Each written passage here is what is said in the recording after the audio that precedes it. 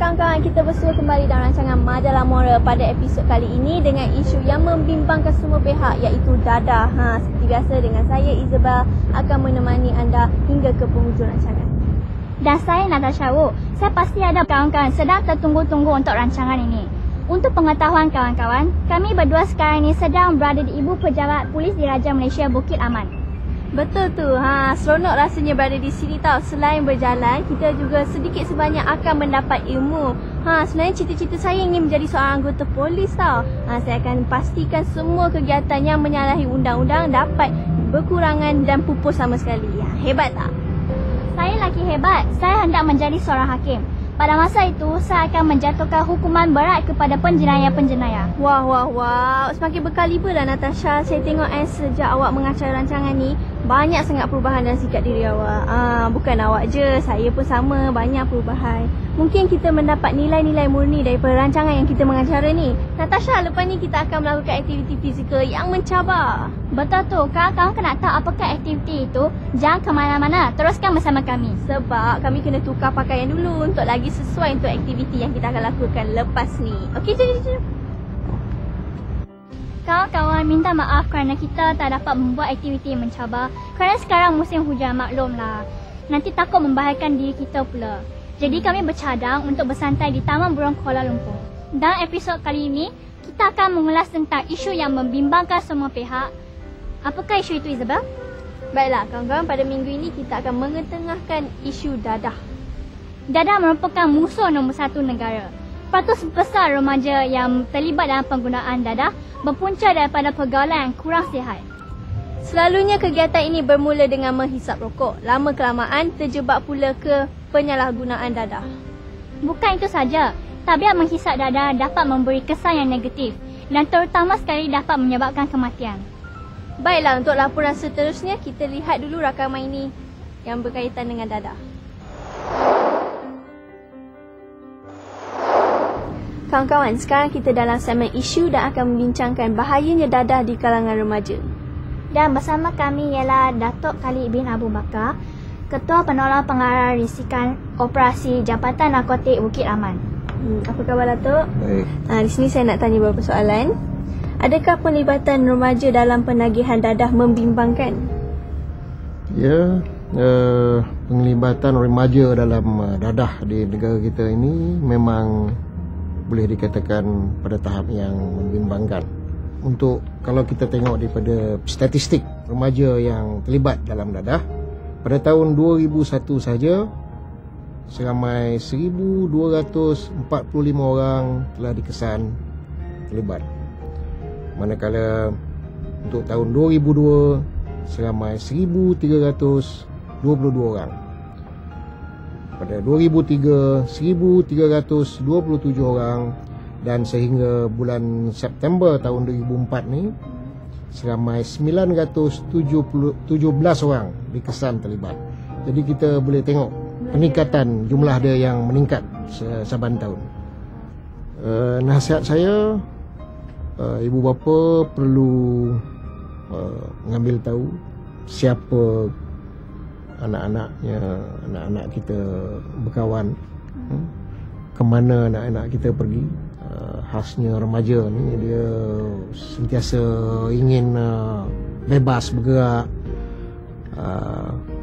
selalu berbincang dengan anak-anak, memahami kehendak-kehendak mereka dan sentiasa mengawasi mereka. Seperti mana kita semua tahu, dadah ini kita boleh menjadi ketagih selepas pengambilan pertama kali. Kita tidak boleh membiarkan remaja kita terlibat dengan dadah, kerana masa depan negara kita ni adalah di tangan remaja di masa sekarang. Ini satu lagi masalah yang amat ketara di masa sekarang, kerana remaja kita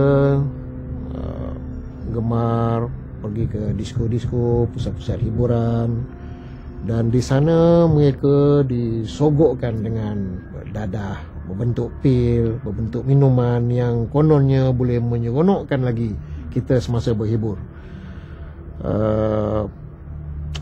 Inilah orang kata permulaan untuk kita terlibat jauh dalam penyalahgunaan dadah. Dan ada kes-kes yang kita dapati, remaja-remaja selepas pergi berhibur di pusat-pusat hiburan seperti disko-disko, mereka tidak sedarkan diri. Apabila sedar, mereka berada di bilik-bilik hotel dengan keadaan tidak berpakaian. Ada juga kes-kes yang telah dirogol kerana mereka tak sedar langsung selepas mengambil dadah. Kita tahu di pusat-pusat hiburan sekarang dadah-dadah seperti ekstasi. Kalian pernah dengar kan? Ekstasi, pil khayal. Jenis ekstasi ni adalah dadah yang beri kita tenaga, boleh berjoget lebih lama, boleh berjaga lebih lama lagi, jadi seronok, boleh bagi kita nampak yang cantik-cantik, warna-warni. Tapi ini semua adalah untuk keadaan sementara waktu saja, kerana kita dipengaruhi oleh dadah tersebut. Selepas itu kita akan jadi tidak sedarkan diri, dan apa yang akan berlaku pada diri kita pun tak tahu. Jadi ingatlah, janganlah diperalatkan oleh sesiapa. Kalau kita nak pergi berhibur di pusat-pusat hiburan, pastikan minuman kita itu tidak ditinggalkan merata-rata, orang boleh taruh apa-apa juga bahan dalam minuman kita, dan jangan mudah menerima apa saja minuman atau makanan pada orang yang kita tak kenali. Jadi ini semua pesan saya lah. Baiklah Dato', itulah saja soalan-soalan daripada kami. Terima kasih Dato'. Terima kasih banyak-banyak. Baiklah kawan-kawan, kita dengar pula pandangan daripada orang awam di luar sana mengenai isu dadah. Pasal dadah, memang kita tak nafikan lah. Bermula daripada rokok akan lebih daripada tu kan. Mungkin pengaruh kawan-kawan. Lebih kalau berkenaan dadah ni, saya rasa lebih pada kawan-kawan ataupun dia punya masyarakat sekeliling lah. Dia nampak mungkin dia cuba sekali, dua kali, atas alasan mencubalah semua ni.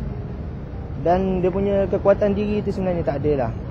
Okay, macam mana keadaan sekalipun, kalau dia ada kekuatan dalam diri, daripada mana cabaran tu datang sekalipun, dia akan boleh, insyaAllah lah dia akan boleh hadapi juga.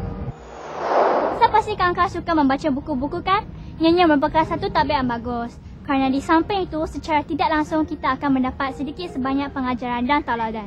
Saya juga berpendapat seperti awak. Saya pasti kawan-kawan juga sependapat seperti kami. Saya juga gemar membaca, bukan setakat membaca buku sekolah dan buku cerita saja.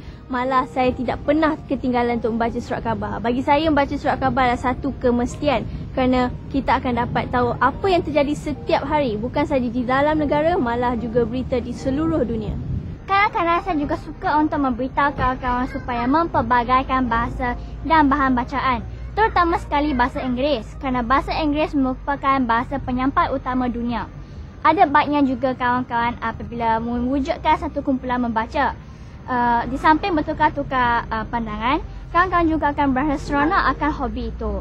Maklumlah, kalau kawan-kawan belajar bersorangan, kawan-kawan akan menjadi sunyi dan perasaan bosan akan wujud. Selalunya kita akan berasa seronok dan bersemangat kalau aktiviti itu dilakukan secara beramai-ramai. Bagus juga cadangan awak. Bolehlah saya menyertai kumpulan membaca awak lain kali. Boleh? Selain saya memastikan saya membaca surat khabar hari-hari, saya juga tidak ketinggalan untuk membaca cerita-cerita rakyat. Ada juga kebaikan yang kita dapati daripada cerita-cerita rakyat. Walaupun kebanyakannya dongeng, namun banyak juga terselit unsur-unsur teladan dan nasihat yang berguna. Ingatlah, kita harus mengetahui apa yang berlaku di dunia. Setiap hari, kita akan lebih bersedia untuk menempuh sebarang cabaran pada masa akan datang. Kerana ilmulah yang menolong kita untuk menempuh sebarang cabaran pada masa akan datang, dan ilmulah yang akan membezakan kita pada kedudukan kita. Jadi tanamkanlah sifat suka membaca, kerana ilmu bermula daripada membaca. Sudah sampai ke segmen sketsa rupanya. Tak terasa pula. Apa reaksi kawan-kawan apa menonton sketsa pada minggu lalu? Seronok kan? Di samping kita berhibur menonton, renung-renungkanlah juga mesej dan iktibar daripada jalan cerita tersebut. Bukan itu saja. Melalui tayangan sketsa ini, kawan-kawan akan mempelajari beberapa nilai murni untuk membentuk pribadi kita yang baik. Baiklah, saya sudah tidak sabar lagi nak menonton sketsa pada minggu ini. Mari sama-sama kita saksikan.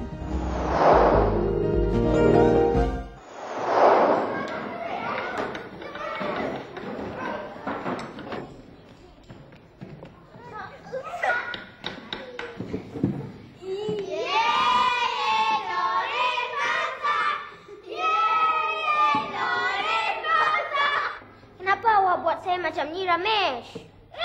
Apa yang saya buat? Janganlah buat macam tu, Ramesh. Awak dah menyebabkan air tumpah atas Doreen punya baju tau. Baik awak minta maaf. Minta maaf? Apa yang saya ada buat ni? Kamu ada apa dah saya buat? Ada. Habis. Kita pergi main.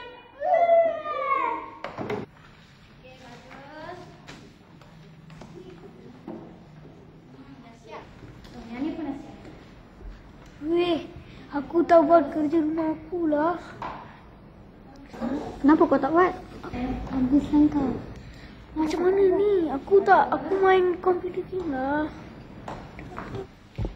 Okey, dah siap. Ramesh, mana kerja sekolah awak?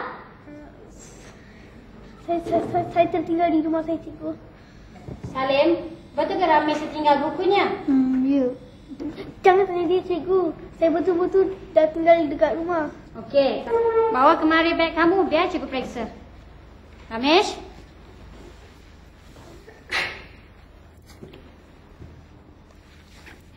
Ini kan buku matematik. Ini apa? Kamu nak berbohong pada cikgu ya? Kamu tak buat. Tengok, kamu tak buat pun. Cikgu, Ya saya. tadi Ramesh telah mengotorkan baju Doreen dan dia berbohong kata dia tak buat. Doreen, betul ke Ramesh telah mengotorkan baju awak? Dia buat, cikgu. Cikgu, dia tipu. Saya tak buat. Doreen, mari ke sini biar cikgu periksa pakaian awak. Ramesh, tengok ni ada bukti menunjukkan baju Doreen basah. Kamu masih lagi tidak mahu mengaku. Okey, duduk Doreen. Ramesh, hari ini kamu telah melakukan 3 kesalahan. Kamu buat apa? Pertama, kamu telah mengotorkan baju Doreen dan tak mahu mengaku kesalahan tersebut. Kedua, kamu tak buat kerja rumah dan berbohong pada cikgu mengatakan buku kamu tak bawa. Sekarang, cikgu nak kamu minta maaf pada Doreen. Doreen? Minta maaf. Minta maaf, Doreen. Saya tak sengaja. Sayangnya berpura-pura salah je. Tak apalah, Ramesh. Okey, bagus. Ramesh, walaupun awak telah menyesal, tapi cikgu mahu kamu siapkan kerja sekolah sebelum balik nanti mesti hantar pada cikgu. Faham atau tidak? Okey, bagus. Selamat bertemu kembali para pelajar. Apa khabar anda semua? Cikgu mendoakan agar para pelajar dipanjangkan umur dan bahagia bersama keluarga. Pastikan para pelajar sentiasa menjaga tutur kata dan beradab sopan apabila berkomunikasi dengan orang lain. Janganlah kita mencontohi sikap Ramesh dalam cerita moral yang telah kita saksikan pada kali ini. Jelas sekali Ramesh bertindak kurang sopan sehingga menyinggung perasaan rakan-rakannya. Baiklah, nilai moral yang ingin diterapkan melalui cerita moral kita pada kali ini ialah nilai hemah tinggi, iaitu satu lagi nilai dalam bidang perkembangan diri. Nilai hemah tinggi bermaksud beradab sopan dan berbudi pekerti mulia dalam pergaulan seharian. Kita sebagai rakyat Malaysia yang menjunjung tinggi adat ketimuran perlu berkelakuan lemah lembut, bersopan santun dan beradab sopan bukan sahaja dalam pertuturan, malah juga perlakuan kita. Segala tingkah laku kita mestilah terkawal supaya tidak menyinggung mana-mana pihak. Dalam cerita moral kita pada kali ini, tentu para pelajar berasa marah dan geram melihat perangai buruk yang dipamerkan oleh Ramesh. Tindakan Ramesh yang menolak botol air Doreen sehingga baju Doreen basah jelas menunjukkan bahawa dia tidak mempamerkan nilai hemah tinggi. Dia juga enggan mengakui kesalahan diri dan meminta maaf daripada Doreen. Perbuatannya itu mendapat balasan apabila guru meminta pelajar mengeluarkan buku latihan matematik mereka. Ramesh cuba menipu guru dengan mengatakan bahawa dia tertinggal bukunya di rumah. Sikapnya yang tidak bercakap benar itu juga merupakan satu daripada sifat orang yang tidak berhemah tinggi. Dia sepatutnya memberitahu perkara yang sebenar dan meminta maaf daripada guru. Apabila tertangkap, dia pun berasa serba salah. Tetapi bagus jugalah para pelajar kerana apabila diarahkan oleh guru untuk meminta maaf daripada rakan-rakannya, Ramesh yang insaf dengan segera berbuat demikian. Kawan-kawan Ramesh juga berhemah tinggi dan memaafkan perangai buruk Ramesh. Kita berharap agar Ramesh tidak akan lagi mengulangi kesalahannya pada masa akan datang. Baiklah para pelajar, beralih pula kita kepada amalan nilai hemah tinggi dalam kehidupan seharian para pelajar. Cikgu percaya semua pelajar sentiasa beradab sopan apabila bergaul dengan orang lain, terutamanya orang yang lebih tua seperti ibu, bapa, datuk, nenek, guru, abang dan kakak. Selalulah menggunakan kata-kata hormat apabila membahasakan diri orang lain. Menggunakan nada suara yang lembut dan bersahaja juga penting. Janganlah meninggikan suara atau menengking orang lain. Cara kita berpakaian, berjalan, ketawa dan sebagainya juga mempamerkan ketinggian nilai hemah tinggi yang kita amalkan. Orang yang berhemah tinggi juga sentiasa bercakap benar kerana ini juga merupakan amalan orang yang berbudi pekerti mulia. Sekali kita berbohong, orang tidak akan percaya lagi kepada kita. Kita semua perlu mengamalkan nilai hemah tinggi dalam kehidupan seharian kita. Janganlah kita berkelakuan kurang sopan sehingga orang menganggap kita tidak mempunyai nilai hemah tinggi. Sehingga kita berjumpa lagi dalam rancangan yang akan datang. Cikgu mengucapkan selamat maju jaya. Jumpa lagi. Kawan-kawan, bagaimana dengan sketsa tadi? Tentu kawan-kawan proses seronok melihat sketsa tadi. Jangan lupa ya untuk menimba nilai moral yang dipaparkan sebentar tadi. Baiklah kawan-kawan, kali ini kita dalam segmen bercerita. Melalui segmen ini, kita akan melihat aksi bercerita dengan gaya dan kreativiti oleh rakan kita sebentar nanti. Kalau kawan-kawan nak tahu, minggu ini giliran pula Sarah Chen untuk menyampaikan ceritanya yang bertajuk Anak Harimau dengan Anak Kambing. Tajuknya saja sungguh menarik. Kalau kawan-kawan nak tahu apakah kisahnya, apa kata kita saksikan sama-sama.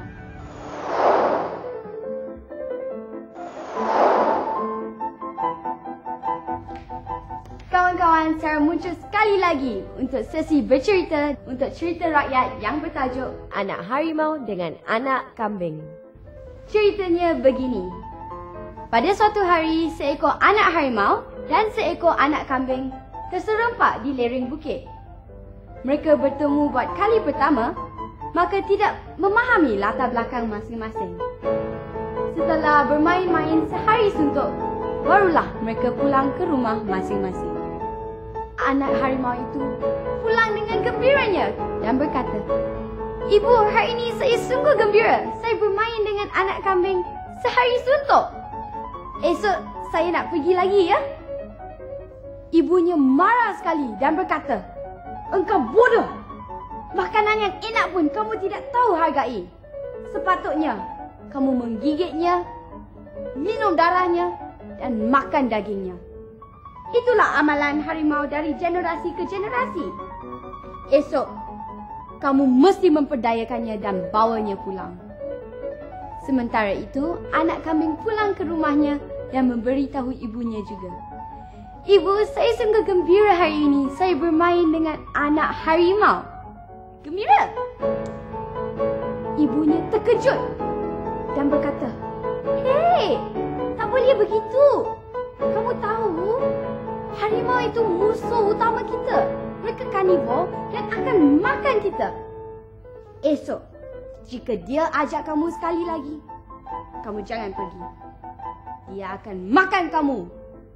Pada keesokan harinya, anak harimau pergi ke rumah anak kambing lalu mengajaknya. Anak kambing, cepat, mari kita pergi bermain ke hutan seperti semalam." Anak kambing menolak ajakan anak harimau itu lalu berkata, "Anak harimau, saya tidak boleh bermain-main dengan kamu lagi. Kamu ada peraturan sendiri dan begitu juga dengan saya. Mulai hari ini, kita tidak boleh bermain bersama-sama lagi. Saya tidak akan keluar bersama kamu." Anak kambing tidak keluar daripada rumah, manakala anak harimau pula balik ke rumahnya. Apabila anak harimau itu pulang ke rumah tanpa anak kambing, ibunya pun bertanya, di mana anak kambing itu? Kan saya suruh kamu memberdayakannya?" "Maaflah ibu," kata anak harimau itu. "Tetapi dia sudah tahu akan peraturan keluarga kita dan tidak mahu mengikuti saya balik." Kawan-kawan, nilai moral bagi cerita rakyat ini ialah pengetahuan tentang bahaya adalah penting supaya kita bersedia menghadapinya. Beliau telah dilantik sebagai Perdana Menteri Malaysia yang ke-5 bagi menggantikan Tun Dr. Mahathir Mohamad. Dilahirkan di Kepala Batas, Pulau Pinang. Terkenal sebagai seorang yang sabar dan tenang.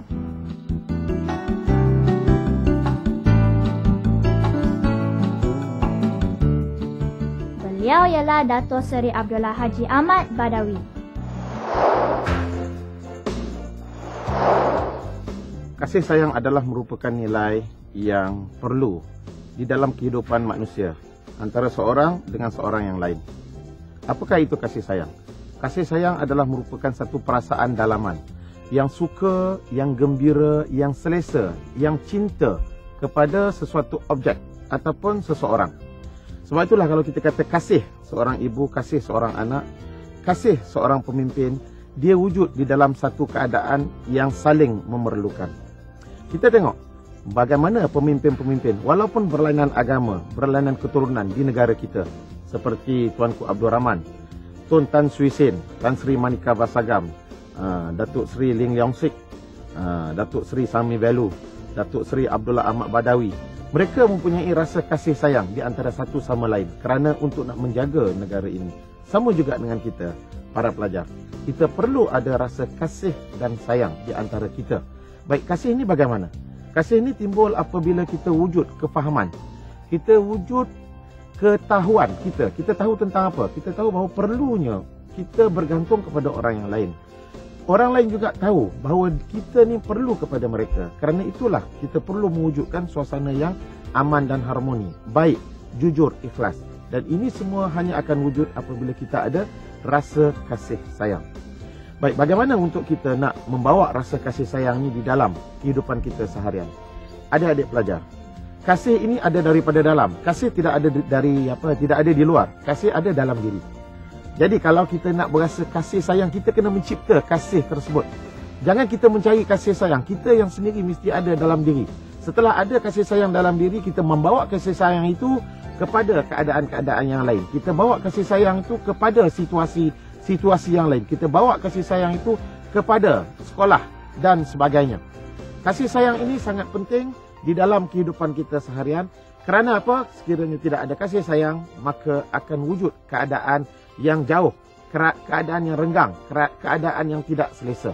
Jadi adik-adik, kalau kita nak wujud keselesaan, wujudlah kasih sayang. Kerana kasih sayang itu adalah sesuatu yang sangat penting.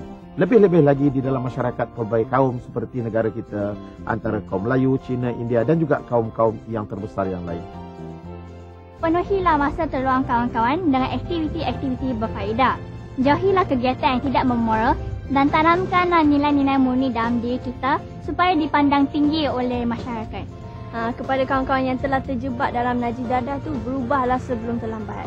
Kita sudah seharian berada di sini. Lagipun kita sudah meninjau di sekitar Taman Burung. Apa kata kita pulang sekarang? Ya tak ya juga. Hari pun sudah lewat petang. Baiklah kawan-kawan, kita sudah berada di penghujung rancangan. Sebelum tu kami ingin mengucapkan ribuan terima kasih kepada Taman Burung Kuala Lumpur.